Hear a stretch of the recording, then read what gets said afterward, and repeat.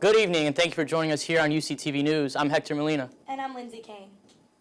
Several months after the tragic mass shooting at Pulse nightclub, which killed 49 people and injured 50 others, the Orlando Police Department is releasing audio calls made by the shooter, Omar Mateen.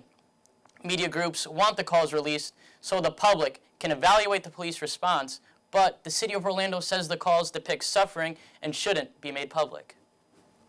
A home in West Hartford, Connecticut is getting a lot of attention for a political Halloween display. Resident Matt Warsher, who was a professor at Central Connecticut State University, created a Trump wall out front of his home for trick-or-treaters last night. Warsher said, "Living in a democracy is the ability to put our views out there and be able to sort of make our own positions known and even debate them if necessary. And that's what we should be doing." His display poked fun of Hillary Clinton as well, depicting her riding a donkey.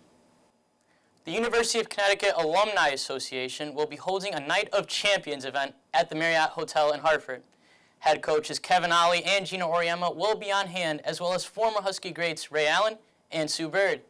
They will be part of a panel moderated by NBC Connecticut's Kevin Nathan, who will lead a discussion about the current state of the university and how athletics has helped blossom the University of Connecticut to the school it is today. The event will be held at 5:30 p.m. and admission for the public is $75.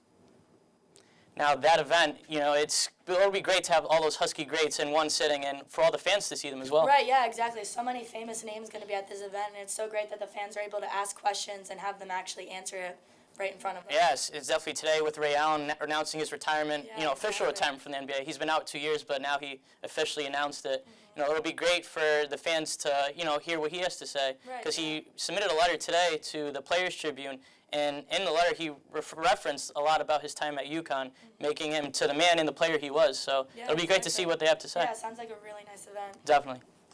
Now moving on to some sadder news. Just 2 weeks ago, UConn law student Jeffney Pally, UCTV's Grace Gagnon, was at the vigil to hear all about the UConn sophomore. Let's take a look. UConn students are gathered here tonight on Fairfield Way to celebrate the life of Jeffney Pally, a UConn sophomore who has been described as beautiful inside and out. Pally died Sunday morning after being struck by a UConn Fire Department vehicle. And while some details are still up in the air, people are mourning the loss of their beloved friend and family member. Right now, I think it's a period of mourning, and so the only thing I want to know is a family doing okay? Her mother, Shiny, spoke at the vigil and said God has given her immense strength. And I was thinking, she's telling me, "Mommy, I had so much fun. I had all the fun that I need to. But you're the one who's suffering for that." Over 1,000 students lit candles in memory of Pally. Her friends say she didn't care about just herself, she cared about everyone. And her death has impacted even the people she didn't know. I feel like I know she was probably one of the best human beings someone could ever have met. She was kind, she was beautiful. You can see her smile in that picture and it lights up a room. Pally is remembered for her involvement on campus as an RA, leader in community outreach, and member of the Delta Gamma sorority. Her mother said she found time for all her friends, family, and schoolwork. When I sit back and I just think about it, I feel like, yeah, she had so many things that she had to be done by when she was 19 years old. The vigil was put on by the UConn Indian Students Association, an organization that Pally was a member of. I'm Grace Gagnon, UCTV News. Now, Grace, looking at that package, it was great to see the UConn community come out. Friends, students, faculty. It was a great showing. Yeah, it was amazing how many students showed up for Jeffney Pally.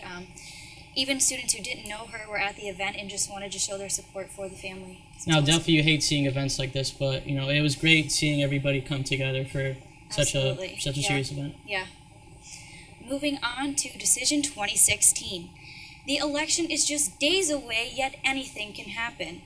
FBI Director James Comey informed Congress last week that the Bureau has obtained new material to continue the previously closed investigation into Hillary Clinton's emails. The Justice Department said it would dedicate all necessary resources to conclude the review and wants the investigation to move quickly. Clinton is calling on the FBI to release all information they have and says they have no case.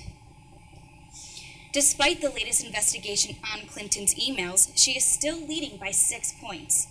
According to a new NBC News weekly tracking poll, the results are almost identical from the prior week, before Comey announced the discovery of new emails. House Speaker Paul Ryan says he voted for Donald Trump last week in Wisconsin. Ryan endorsed Trump over the summer, but after the release of the Access Hollywood tapes revealing Trump making lewd comments about women, Ryan said he wouldn't campaign with Trump. Now, with the release of the emails, Clinton has, everybody has said Clinton's the favorite. Everybody's been saying. Do you think it's going to affect her at all? I think at this point, people know who they're voting for. I think, some people feel very strongly about Trump. People feel very strongly about Clinton. I don't think, releasing that is going to change how they feel so much as to switch parties. I think the only thing that could happen is maybe people just won't vote at all at this point. Right. Like you said, at this stage in the game, I think everybody's Right. set in their ways. Right. Well, that wraps up your political update for the week. Be sure to like us on Facebook and tune in next week for our exclusive election coverage.